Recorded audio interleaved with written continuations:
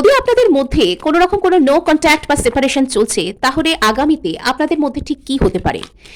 আগামীতে আপনাদের মধ্যে ঠিক কি হতে পারে চলুন দেখে নিন।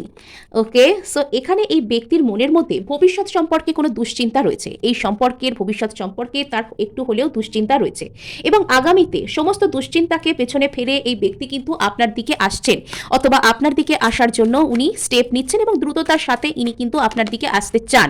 সো ইনি কিন্তু আপনার সাথে একটা ফুলফিলমেন্টকে চাইবেন, এবং আপনার আর এনার সম্পর্কের মাঝে কিন্তু একটা ইমোশনাল ফুলফিলমেন্টের জায়গা তৈরি হবে।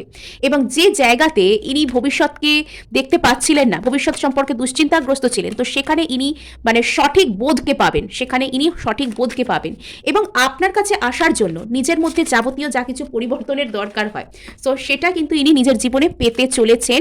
এবং ইনি কিন্তু যতক্ষণ না আপনার কাছে আসবেন ততক্ষণ মন মরা হয়ে রয়েছেন। সো ক্লেম করার জন্য সাবস্ক্রাইব করতে ভুলবেন না। ঠিক এভাবেই দৌড়ে উনি আপনার কাছে আসছেন।